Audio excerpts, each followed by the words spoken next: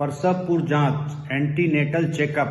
प्रसव पूर्व जांच एक प्रकार की चिकित्सीय देखभाल है जिसमें गर्भवती महिला और गर्भस्थ शिशु की प्रसव होने तक आवश्यक एवं उचित देखभाल स्वास्थ्य सेवा प्रदाताओं द्वारा समय समय पर दी जाती है।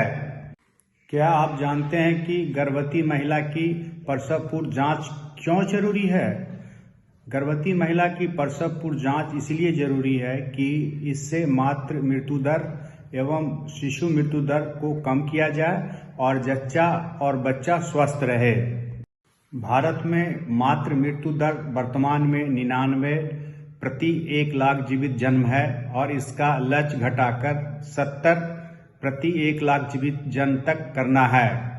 भारत में अभी तक 8 राज्यों ने मातृ मृत्यु दर का लक्ष्य प्राप्त कर लिया है, जो केरला, महाराष्ट्र, तेलंगाना, आंध्र प्रदेश, तमिलनाडु, झारखंड, गुजरात और कर्नाटका है।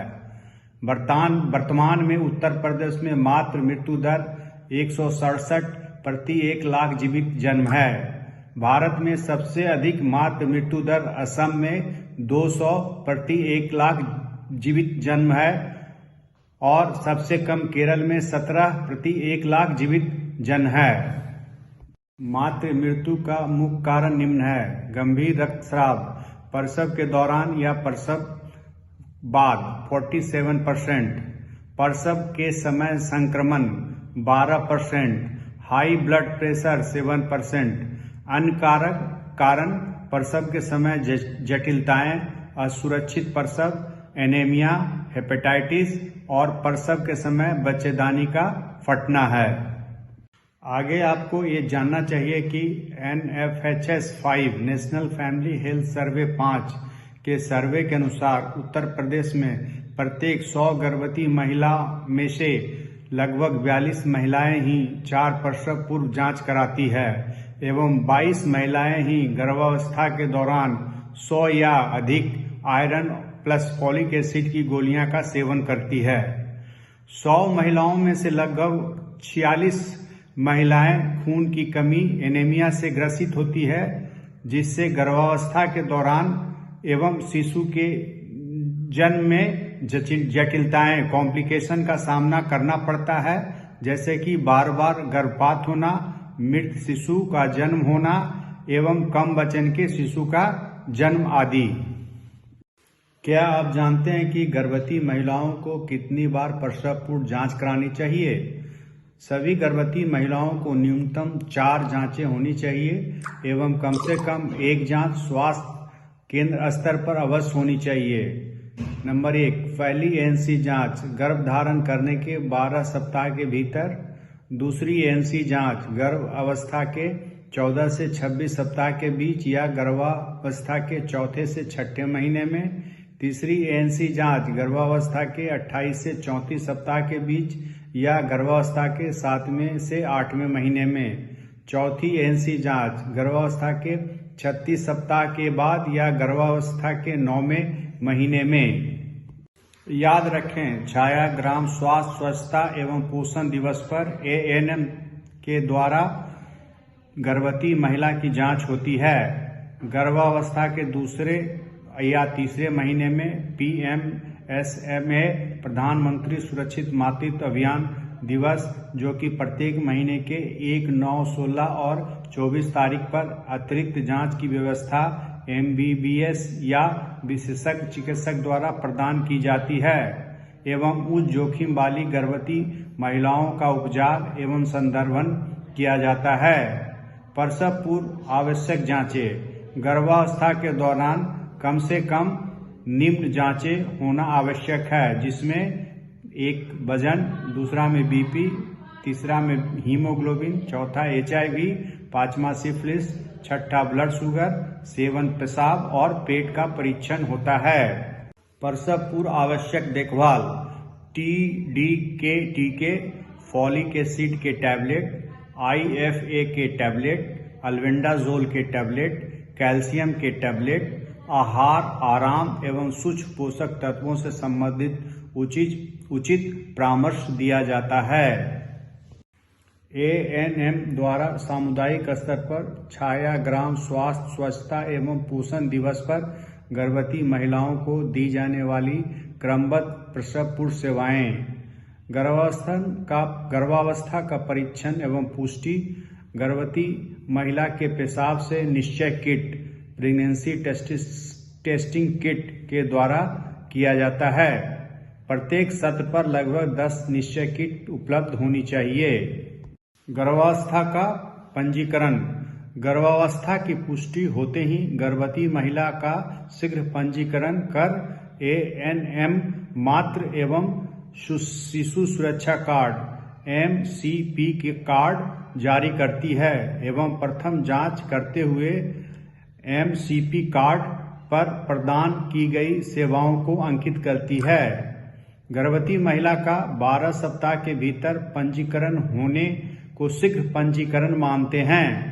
किसी भी गर्भवती महिला का शीघ्र पंजीकरण करना अति आवश्यक है, जिसके निम्न लाभ हैं।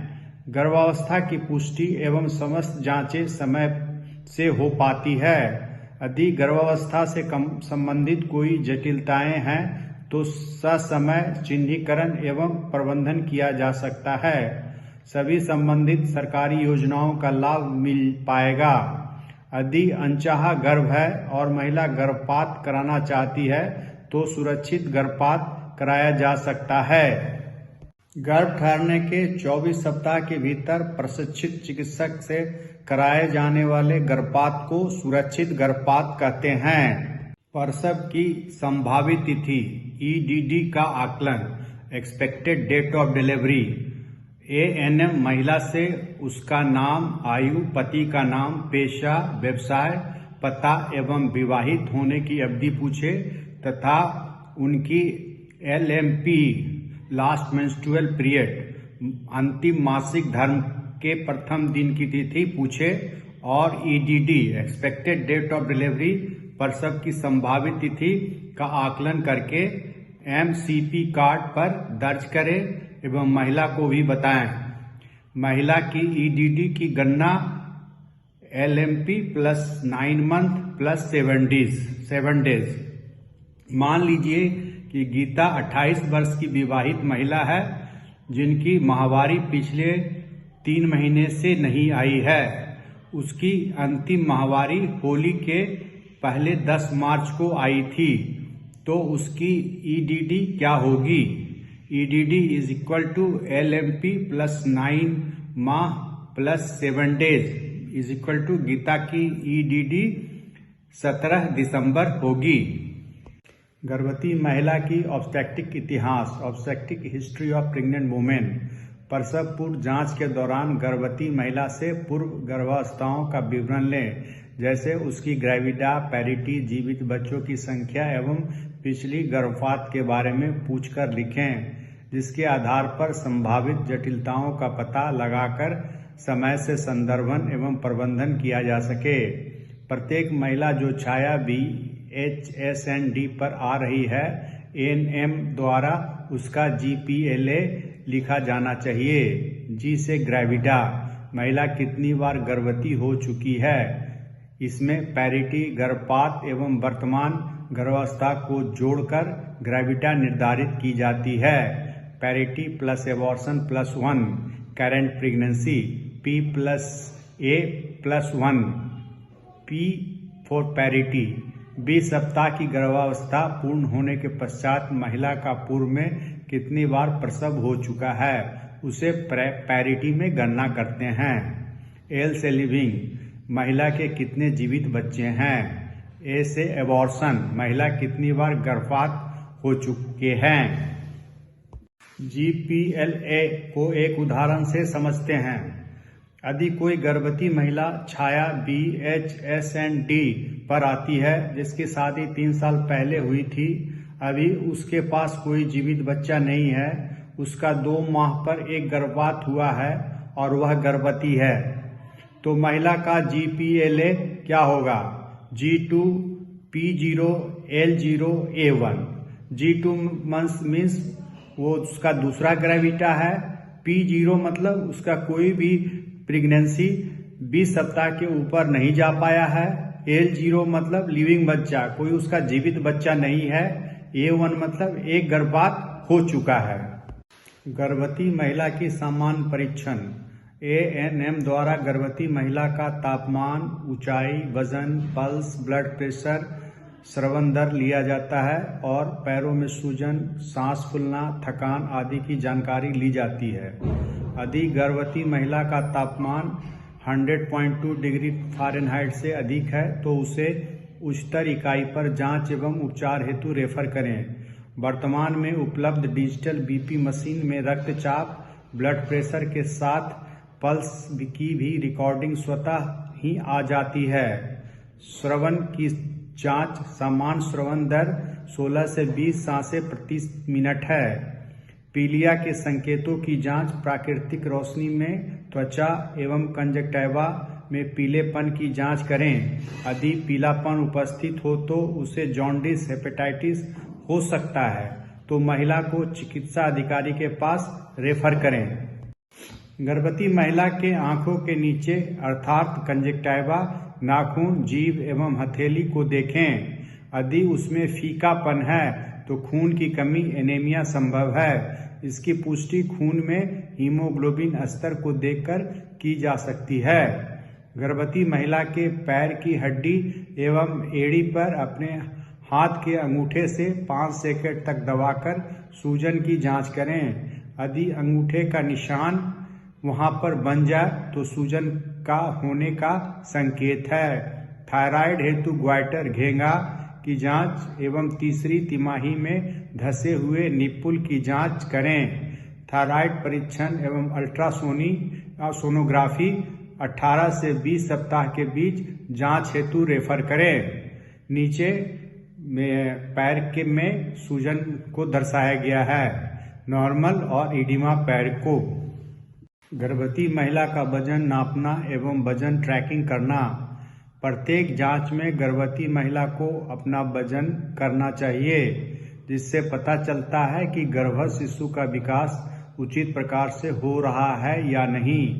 औसतन एक गर्भवती महिला का वजन पूरे कार्यकाल में 9 से 11 किलोग्राम तक बढ़ना चाहिए जिसमें भ्रूण का वजन भी शामिल होता है और यह तभी संभव होता है जब गर्भवती महिला पर्याप्त एवं संतुलित आहार ले। गर्भावस्था के चौथे माह से यदि महिला का प्रति माह 1 किलोग्राम से कम वजन बढ़ रहा है या 3 किलोग्राम से अधिक वजन बढ़ रहा है तो तुरंत चिकित्सक की सलाह ली जानी चाहिए। गर्भावस्था में तिमाही बार वजन वृद्धि निम्नानुसार होती है। पहली तिमाही में वजन बहुत अधिक वजन नहीं बढ़ता है, 100 किलोग्राम प्रति सप्ताह, कुल लगभग 1 से 1.5 किलोग्राम 3 माह में। दूसरी तिमाही में वजन प्रति सप्ताह लगभग 200 ग्राम से 300 ग्राम वजन बढ़ना चाहिए। चौथे एवं छठे माह में लगभग 3 किलोग्राम। तीसरी तिमाही में वजन प्रति सप्ताह लगभग 500 ग्राम वजन बढ़ना चाहिए। 7वें से 9वें माह में लगभग 6 किलोग्राम।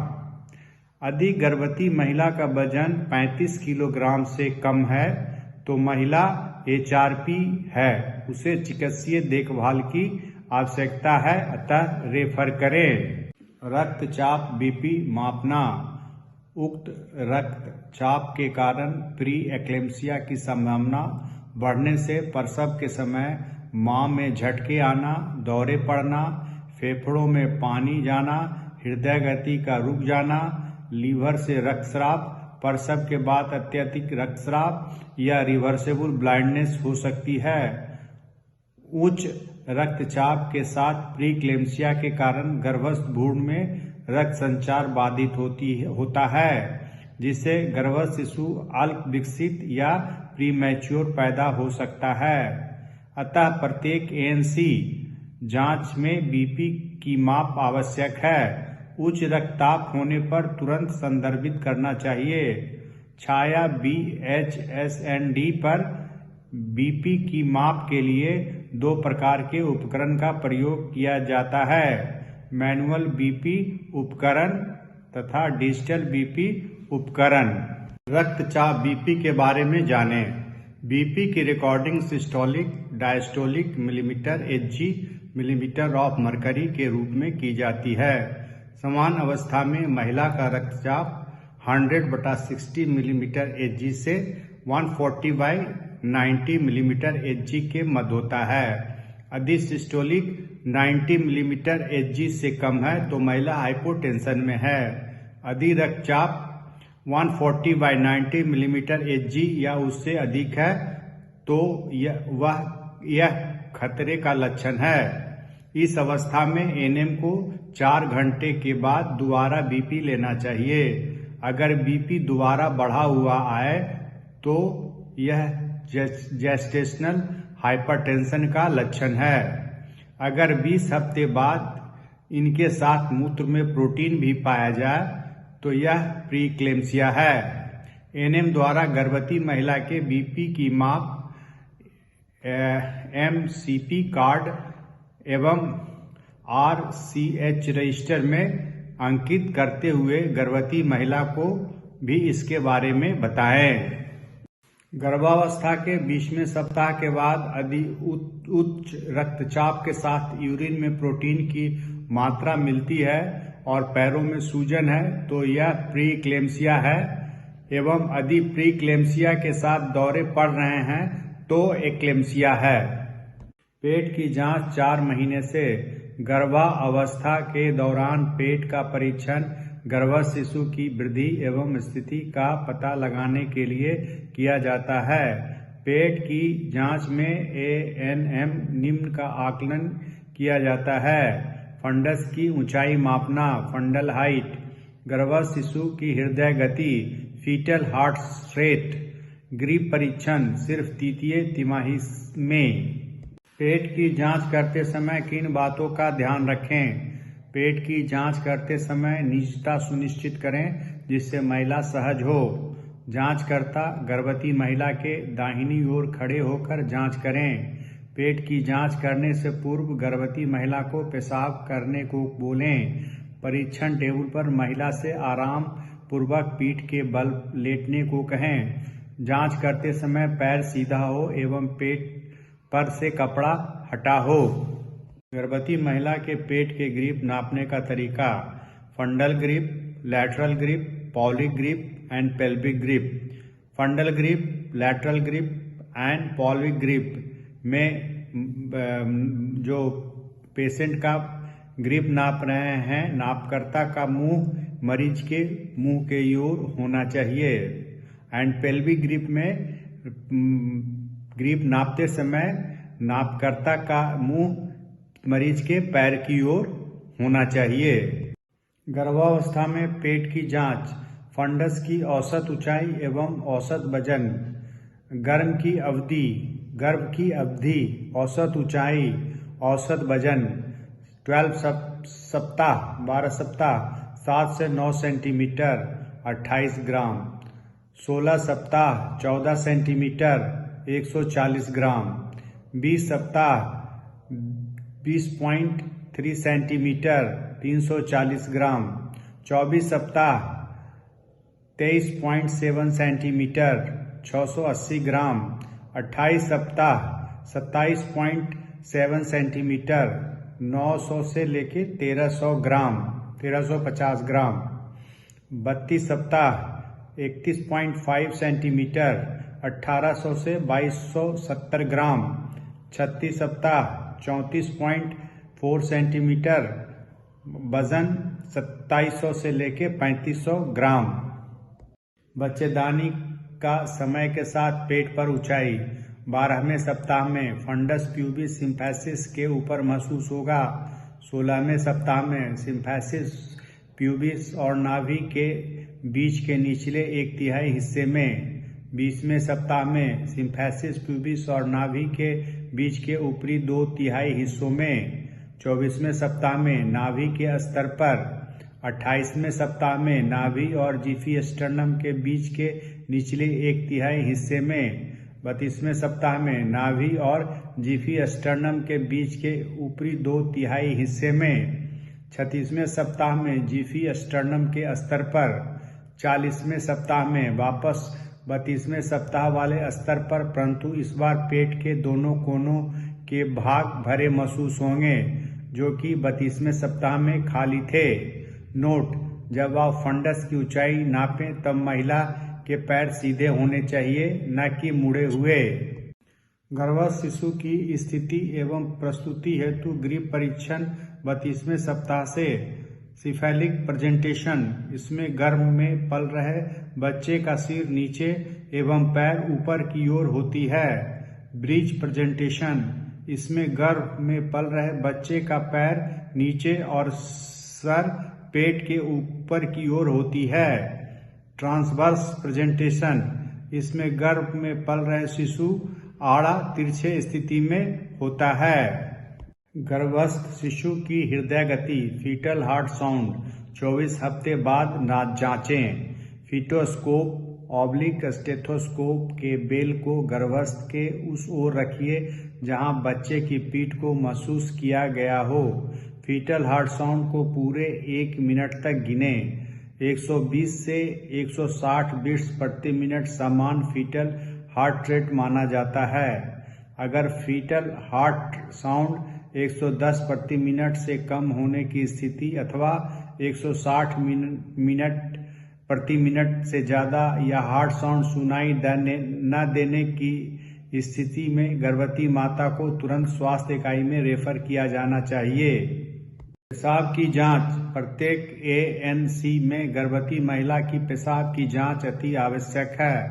इसमें गर्भवती महिला में होने वाले खतरों के लक्षण जैसे शुगर की अधिक मात्रा होना तथा प्रोटीन एल्बुमिन की मात्रा अधिक होने से झटके आना, उच्च रक्तचाप तथा इससे होने वाली जटिलताओं की शीघ्र पहचान हो पाती है।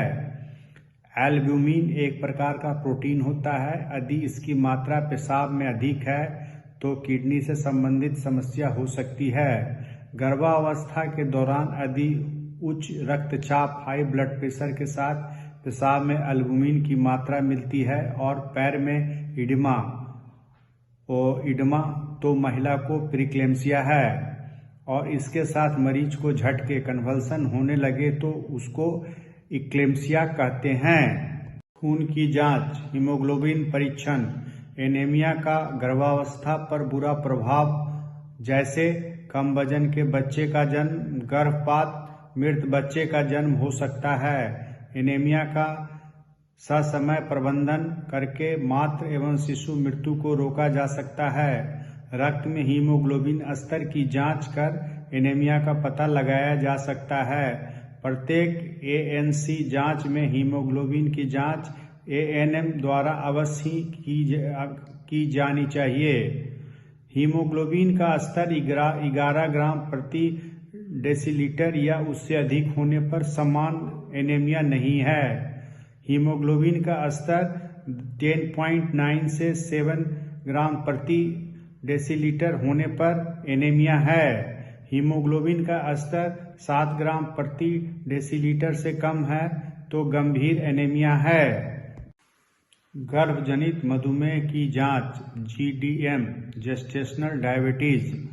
गर्भावस्था में मधुमेह को जेस्टेशनल डायबिटीज मेलाइटस GDM भी कहा जाता है। गर्भावस्था में मधुमेह होने पर जन्मे शिशुओं में मोटापा बढ़ने का खतरा अधिक होता है और बाद में टाइप 2 मधुमेह की संभावना बढ़ जाती है।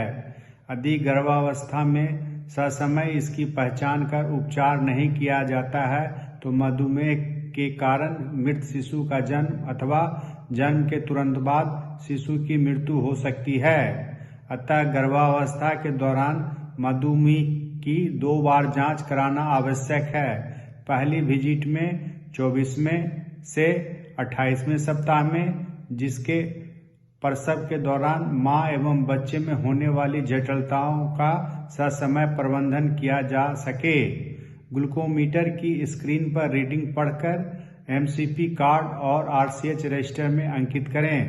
मधुमेह की जांच के परिणाम के आधार पर की जाने वाली कार्रवाई: यदि जांच नेगेटिव है 2 आवर में PG <140 मिलीग्राम पर डेसीलीटर है तो 24-28वें सप्ताह में यह जांच पुनः दोहराएं। जांच पॉजिटिव होने पर 2 आवर Pg greater than 140 पर डेसीलीटर गर्भवती महिला को स्वास्थ्य इकाई पर रेफर करें। गर्भावस्था में HIV एवं सिफिलिस की जांच। पहली ANC जांच में ही समस्त गर्भवती महिलाओं को सिफिलिस एवं HIV की जांच आवश्यक है, क्योंकि यह गर्भवती मां से उसके होने वाले शिशु को भी हो सकता है। सिफिलिस होने पर HIV की संभावना बढ़ जाती है। यदि गर्भवती महिला को सिफिलिस का संक्रमण है तो गर्भपात, मृत जन्म, प्रीमैच्योर प्रसव या कम वजन के शिशु के जन्म की संभावना बढ़ जाती है। गर्भवती महिला का POC kit point of care से परीक्षण करके सिफिलिस की जांच की जाती है और पुष्टि होने पर तुरंत उपचार हेतु संदर्भित किया जाता है। PSC CSC पर इसकी पुष्टि RPR kit rapid plasma regime द्वारा की जाती है। यदि महिला की रिपोर्ट पॉजिटिव आती है तो उसके पति की भी जांच की जानी आवश्यक है। HIV एवं सिफिलिस जांच के परिणाम एवं उसके आधार पर प्रबंधन के बारे में गर्भवती महिला को बताएं। जांच के परिणाम के आधार पर की जाने वाली कार्रवाई निम्नानुसार हैं। जांच का परिणाम HIV syphilis. Number 1 reactive, HIV reactive, syphilis reactive. HIV के लिए ITC संदर्भ करें। सिफिलिस के लिए PSC CSC पर संदर्भ करें। संस्थागत प्रवेश होना सुनिश्चित कराएं। नंबर 2 HIV रिएक्टिव और सिफिलिस नॉन रिएक्टिव। HIV के लिए ICTC रेफर करें एवं संस्थागत प्रसव होना सुनिश्चित करवाएं। Number 3 non reactive and syphilis reactive. PSC CSC पर संदर्भित करें एवं संस्थागत प्रसव होना सुनिश्चित करवाएं। Number 4 non reactive HIV non reactive, syphilis non reactive संदर्भन की आवश्यकता नहीं है। TD का टीका। TD का टीका गर्भ का पता चलते ही प्रथम त्रैमास में ANM द्वारा लगाया जाना चाहिए। पहला टीका लग जाने के 1 माह यानी 4 सप्ताह के अंतराल में दूसरा TD का टीका लगाया जाता है। यदि महिला प्रसव के 3 वर्ष के अंदर फिर से गर्भवती हो जाती है तो उसको TD की एक बूस्टर डोज दी जाएगी। प्रथम तिमाही में गर्भवती महिला को फोलिक एसिड गोलियां दी जाती है। फोलिक एसिड शरीर को नई कोशिकाओं को बनाने और मेंटेन रखने में मदद करता है।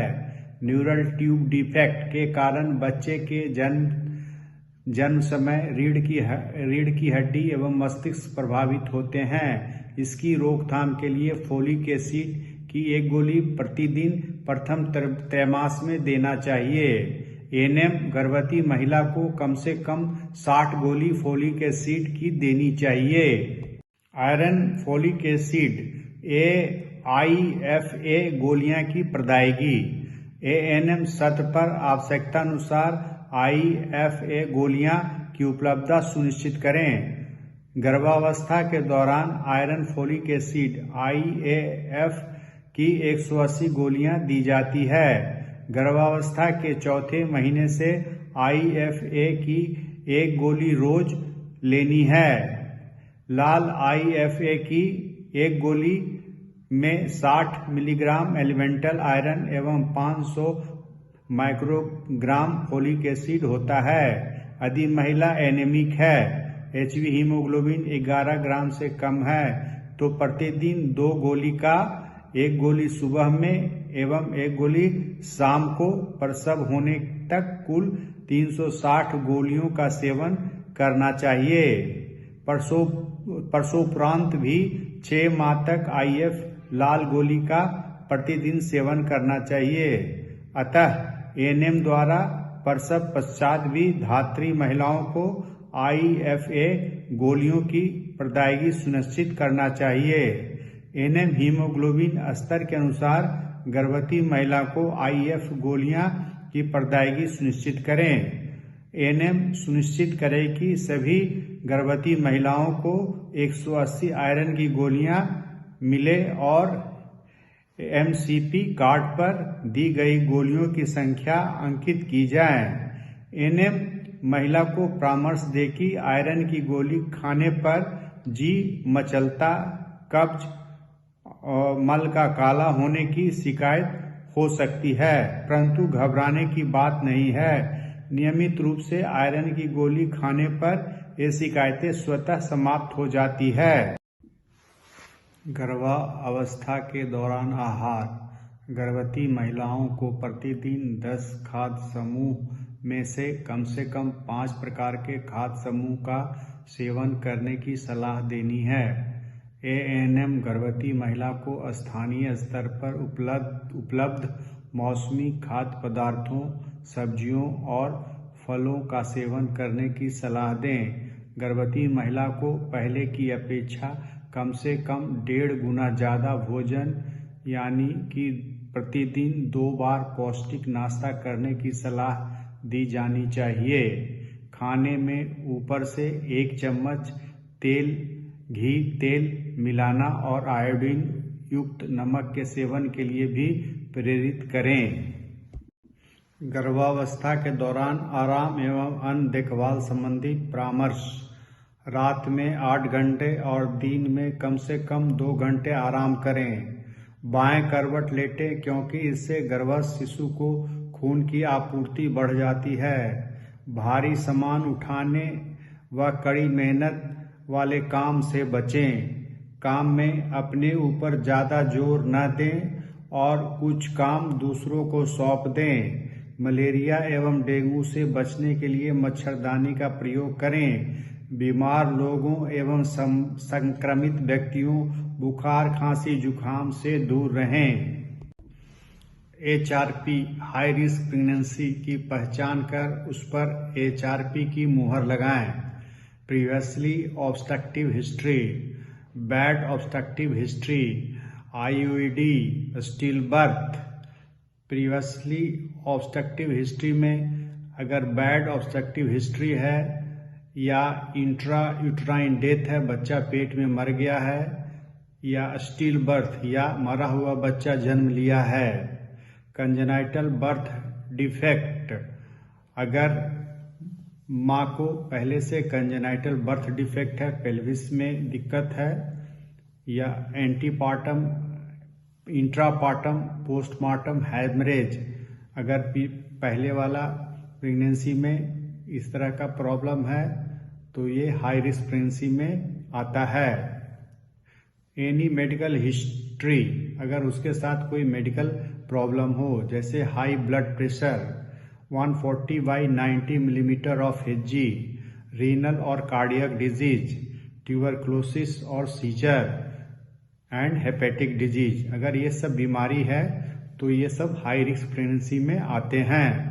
Medical condition in current pregnancy, वर्तमान समय में जो प्रेगनेंसी अगर उसमें ये समस्या है, जैसे severe anaemia, haemoglobin <7 milligram per decilitre, breech presentation, antepartum haemorrhage, diabetes mellitus, HIV और सिफिलिस।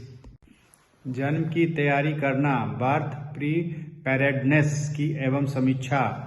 गर्भावस्था का पता लगते ही आशा द्वारा महिला एवं परिवार के साथ मिलकर जन्म योजना बर्थ प्रीपेरेडनेस बनाई जाती है। स्वास्थ्य एवं पोषण दिवस पर ANM द्वारा जन्म योजना की निम्न बिंदुओं पर समीक्षा परामर्श दिया जाना चाहिए। आपातकालीन परिस्थितियों में रेफर करने हेतु निकटतम PSC/FRU का स्थान पूर्व निर्धारित किया गया है या नहीं।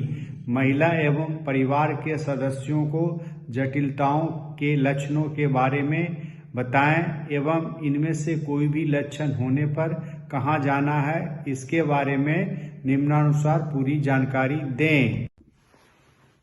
24/7 डेज PSC पर जाएं। बुखार आना, सांस लेने में तकलीफ होना, अत्यधिक उल्टी होना, पेशाब में कमी या कठिनाई होना, BP बढ़ना > 140/90 मिलीमीटर ऑफ Hg, FRU या जिला चिकित्सालय पर जाएं।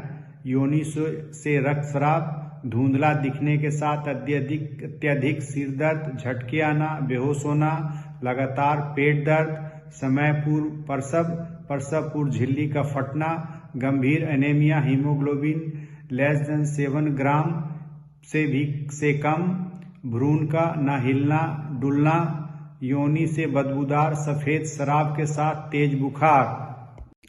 जननी शिशु सुरक्षा कार्यक्रम JSSK के अंतर्गत मिलने वाली लाभ। जननी शिशु सुरक्षा कार्यक्रम का आरंभ सितंबर 2011 में किया गया, जिसके अंतर्गत समस्त गर्भवती महिलाओं को संस्थागत प्रसव के लिए प्रोत्साहित करने हेतु निम्नलिखित सुविधाएं राजकीय स्वास्थ्य केंद्रों में निःशुल्क प्रदान की जाती है। गर्भवती महिलाओं के लिए निःशुल्क प्रसव, निःशुल्क सिजेरियन ऑपरेशन, निःशुल्क दवाइयाँ एवं सामग्री, निःशुल्क जांच सुविधाएं, खून पेशाब की जांच, सोनोग्राफी इत्यादि, निःशुल्क भोजन, संस्थान में भर्ती होने के दौरान 3 दिवस तक नॉर्मल डिलीवरी में और 7 दिवस तक सिजेरियन ऑपरेशन में निःशुल्क खून की उपलब्धता, किसी प्रकार की सेवा शुल्क से छूट, निःशुल्क परिवहन, घर से स्वास्थ्य संस्थान तक, स्वास्थ्य संस्थान से रेफरल करने पर तथा डिलीवरी के उपरांत छुट्टी होने पर वापस घर तक, प्रसव पूर्व प्रसवोपरांत होने वाली जटिलताओं वाली महिलाओं को भी पात्रता। जननी शिशु सुरक्षा कार्यक्रम JSSK के अंतर्गत मिलने वाली लाभ। शिशु के लिए 0 से 1 वर्ष तक बीमार शिशुओं के लिए निःशुल्क इलाज, निःशुल्क दवाएं एवं सामग्री, निःशुल्क जांच, निःशुल्क खून की उपलब्धता, सेवा शुल्क से पूरी छूट, निःशुल्क परिवहन, घर से स्वास्थ्य संस्थान तक, स्वास्थ्य संस्थान से रेफरल करने पर तथा वापस घर तक। प्रधानमंत्री सुरक्षित मातृत्व अभियान, माँ की सुरक्षा, शिशु की रक्षा, मातृत्व खुशियाँ हुई अपार। PMSMA दिवस अब 4 वार।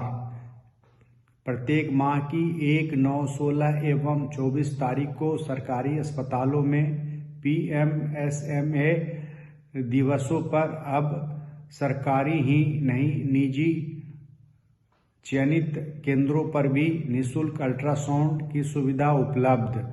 गर्भवती महिलाओं को निःशुल्क अल्ट्रासाउंड की सुविधा उपलब्ध कराने हेतु नवीन पहल।